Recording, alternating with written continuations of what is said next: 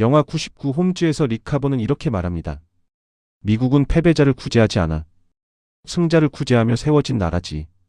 승자를 위해 승자에 의해. 당신은 지금 어느 쪽입니까? 남들이 다 사니까 따라 사고 오르면 웃고 빠지면 우는 쪽. 아니면 판이 어떻게 짜였는지 아는 쪽. 100명 중 딱 1명만 방주에 오른다. 애송아. 나머지는 전부 물에 빠져 죽어. 그리고 그는 이렇게 못을 박죠. 감정 씻지 마. 시장은 당신 사정을 봐주지 않습니다. 당신이 얼마나 열심히 벌었는지, 얼마나 간절한지 아무도 관심 없어요. 아는 자가 살아남고 모르는 차가 쓸려나갈 뿐입니다. 물에 빠질 겁니까? 방주에 오를 겁니까? 지금 이더리움 시장이 정확히 이 장면입니다.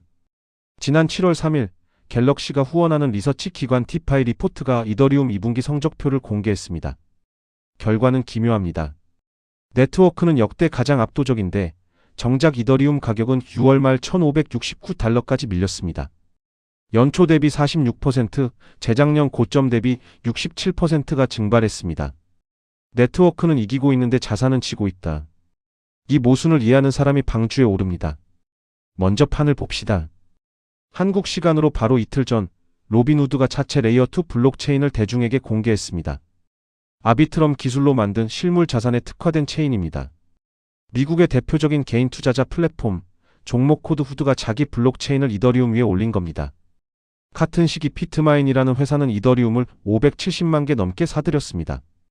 종목 코드 BMNR, 이 회사는 분기 동안에만 17%를 늘렸고 이제 전체 이더리움 공급의 4.7%를 쥐고 있습니다. 세계 최대의 이더리움 보유 기업입니다. 그런데 같은 2분기 이더리움 현물 상장 지수펀드에서는 약 7억 달러가 빠져나갔습니다. 기업은 사들이는데 펀드에서는 돈이 나갑니다. 이 엇갈림이 지금의 이더리움을 설명하는 첫 번째 단서입니다. 여기서 하나 더 주목하셔야 합니다. 피트마인은 원래 피트코인 채굴 기업이었습니다. 그런 회사가 이더리움 트레저리로 방향을 틀고 자체 스테이킹 네트워크를 세우고 오픈AI에 간접 노출되는 지분까지 사들였습니다. 로빈후드의 새 체인은 인공지능 네이티브를 표방하며 자동 매매 기능을 얹었습니다. 크립토와 인공지능 인프라가 자본 배분의 층위에서 맞붙고 있다는 신호입니다. 이제 본질입니다. 디파이 리포트가 집계한 이더리움 메인넷의 실질 경제가치, 그러니까 네트워크가 실제로 벌어들인 수수료 수익은 2분기 8,840만 달러에 그쳤습니다. 전년 대비 68%가 사라졌습니다. 온체인 수익률은 2.68%로 이더리움 역사상 가장 낮은 수준으로 내려앉았습니다. 여기까지만 보면 재앙입니다. 그런데 반전이 있습니다. 이더리움의 순희석률, 즉 신규 발행에서 소각을 뺀 실질 인플레이션은 연환산 0.85%에 불과합니다. 비트코인과 거의 같은 수준입니다. 저희가 이 수치를 독립적으로 교차 검증한 결과 외부 데이터의 연환산 인플레이션도 0.83%로 사실상 일치했습니다. 넥서스 알파랩이 본 시각은 이것이 이 리포트에서 가장 중요한 지점입니다. 수수료는 무너졌는데 이더리움은 여전히 비트코인만큼 희소성을 유지하면서 수익까지 지급하고 있다는 뜻이기 때문입니다. 스테이킹은 사상 최대입니다. 전체 공급의 33%, 4,030만 개가 잠겨 있습니다. 보안은 역대 가장 튼튼합니다. 네트워크 지배력도 압도적입니다. 이더리움 위의 스테이블 코인은 1,729억 달러, 실물 자산 토크나 규모는 157억 달러로 경쟁자 솔라나의 약 5배입니다. 그럼 도대체 무엇이 문제일까요? 본질은 이것입니다. 이더리움은 스스로를 무너뜨렸습니다.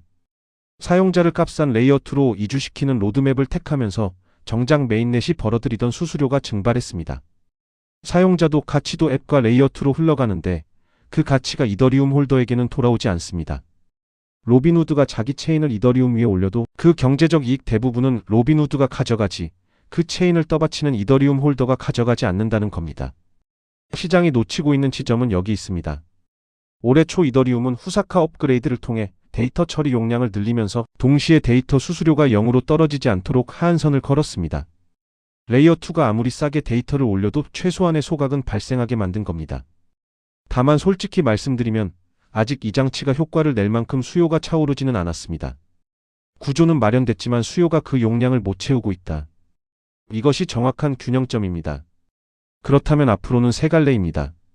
넥서스 알파랩이 본 시각으로 정리합니다. 첫째, 디지털 실버 고착 시나리오입니다. 이더리움이 끝내 자산 가치를 포착하지 못하고 비트코인이 디지털 금이라면 이더리움은 디지털은에 머무는 경우입니다. 레이어2는 5년째 운영되고 있지만 홀더에게 가치가 흘러든 증거는 아직 없습니다. 이 경우 이더리움은 비트코인 대비 계속 약세입니다. 둘째, 기관 흡수와 업그레이드 회복 시나리오입니다. 비트마인 같은 트레저리 기업과 블랙록의 스테이킹 펀드가 바닥을 떠받치고 후사카의 수수료 하한이 소각을 되살리는 경우입니다.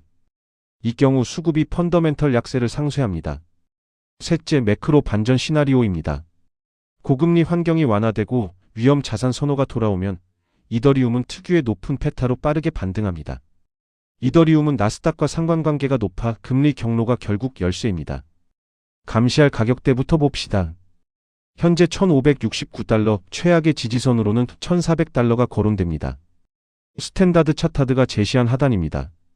반대로 상장 지수펀드 투자자들의 평균 매입 단가가 약 3400달러라 이 구간은 강력한 심리적 저항으로 작동합니다. 지금은 기관 평단가보다 한참 아래 깊은 할인 구간이라는 뜻입니다. 감시할 변수는 5가지입니다. 첫째, 상장 지수펀드 자금 흐름이 순유입으로 돌아서는가. 둘째, 이더리움 월간 수수료가 회복되는가. 셋째, 비트마인의 매수 페이스가 유지되는가. 넷째, 후사카 이후 실제 소각량이 늘어나는가. 다섯째, 다가오는 물가 지표와 연준회의에서 금리 경로가 어느 쪽으로 기우는가. 여기에 한국 투자자라면 김치 프리미엄의 방향도 함께 봐야 합니다. 국내 수급이 과열인지 이탈인지가 진입 타이밍을 바꾸기 때문입니다. 참고로 시장에 나온 기관 목표가는 편차가 큽니다. 스탠다드 차타드는 올해 말 목표를 4,000달러로 이전 7,500달러에서 대폭 낮췄습니다. 저희는 특정 가격을 단정하지 않습니다. 다만 이 목표가들이 하나같이 금리 인하 시점에 달려있다는 공통점은 짚어둘만 합니다. 정리하겠습니다. 넥서스 알파랩이 본 시각은 지금 이더리움은 자산가치 포착이라는 펀더멘털 질문과 기관, 수급이라는 바닥 방어가 정면으로 충돌하는 변곡점에 있습니다. 대부분의 개인은 네트워크가 압도적이니까 남들이 사니까 이더리움을 삽니다. 그것이 리카보가 말한 감정이고 분위기입니다. 진짜 질문은 하나입니다. 그 네트워크 지배력이 실제로 토큰 가격으로 흘러드는가? 방주에 오르는 건 이더리움을 사고 안 사고의 문제가 아닙니다. 네트워크의 승리와 자산의 가치 포착을 구분할 줄 아는가? 기관이 왜 이 가격에 사들이는지 그 논리를 읽어내는가입니다. 판이 어떻게 짜였는지 아는 사람이 물에 빠지지 않습니다. 본 영상은 매수 추천이 아닙니다. 시청자분들이 다양한 시점에서 시장을 바라볼 수 있도록 도움을 드리고 싶습니다. 모든 투자 판단과 책임은 본인에게 있습니다. 넥서스 알파랩이었습니다.